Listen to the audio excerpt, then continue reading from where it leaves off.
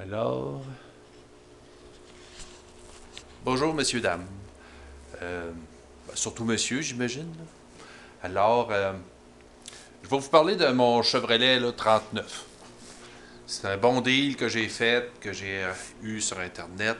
C'est un film une voiture qui a servi à faire un film de Hollywood, la bataille de Midway, qui va sortir en juillet 2019.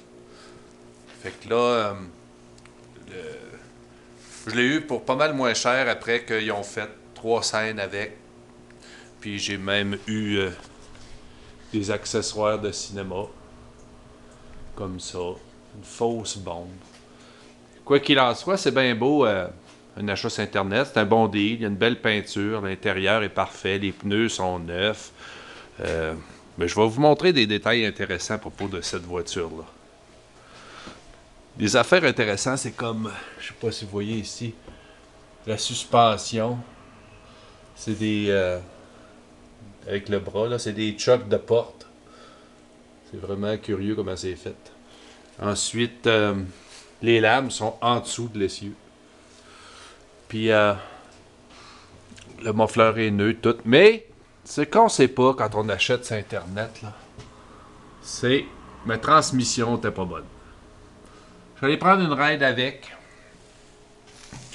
pour m'apercevoir que la transmission à style, elle faisait du bruit.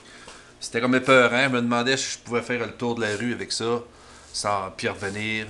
Il était peut-être bon pour 2-3 scènes à Hollywood, mais il faut croire qu'elle a beaucoup promené.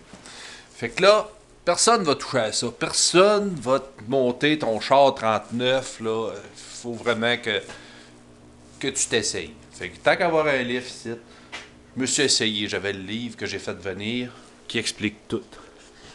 Première des choses drôles dans cette voiture-là, c'est ça. L'essieu, là, il n'y a pas de joint de drive shaft, là, il n'y en a pas en arrière. C'est rifté là, d'un bout à l'autre. Puis le drive shaft tourne à l'intérieur d'un tuyau.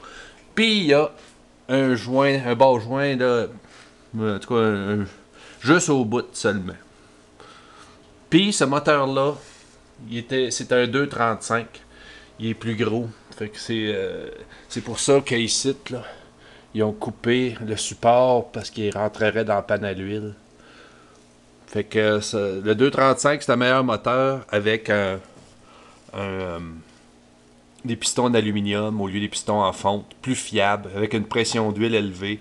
Il faut chercher le moteur avec un numéro qui finit par 848. Ça fait les meilleurs moteurs. On voit que lui, il était orange.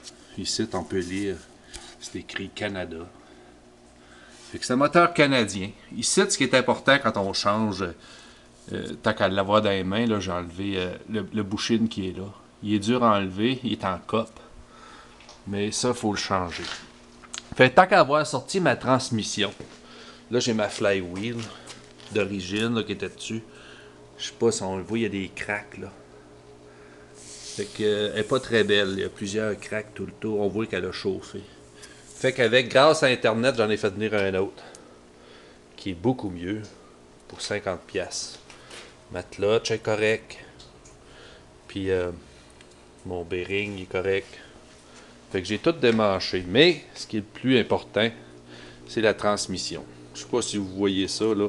C'est tout petit. C'est à la largeur de la main, les doigts, les ouverts. À peu près à la même hauteur.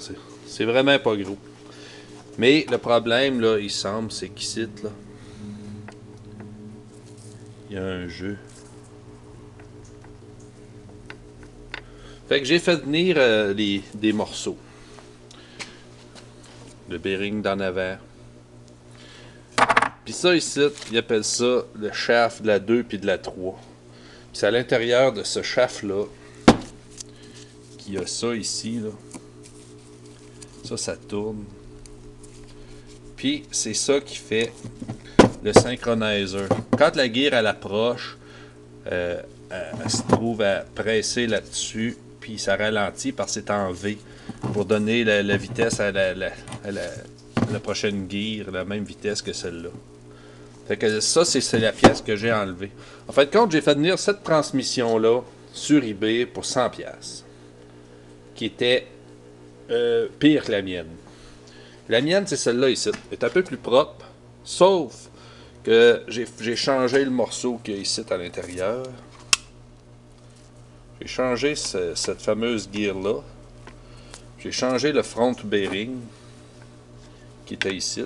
En fait, quand je l'ai tout démonté, puis avec les deux, j'en ai fait une. Puis là, j'ai plus aucun lousse sur le shaft. Puis en même temps, ce morceau-là est neuf, un vieux nœud, old new. Fait que ici, là, le synchroniseur, il est neuf. Puis d'en arrière, puis le bearing d'en arrière, j'ai pris le meilleur des deux. J'ai pris le shaft de la plus maganée qui semble être plus raide que le mien. En tout cas, ça finit que, en théorie, j'ai réussi. Tant qu'à faire, j'ai rassemblé la vieille que j'ai eue sur Internet en cas que c'est pas une réussite. En fait, comme j'en ai deux. Mais je vais essayer la mienne. Puis si c'est pas terrible, je vais mettre celle-là. Mais elle a du jeu, en tout cas. On verra bien. Fait que c'est ça, en gros, l'histoire. Ça fait que je vais remonter tout ça. Puis on va faire des essais. Puis je vais vous faire suivre l'histoire. Tout ça pour vous dire que tout est possible, tout se fait avec de la patience.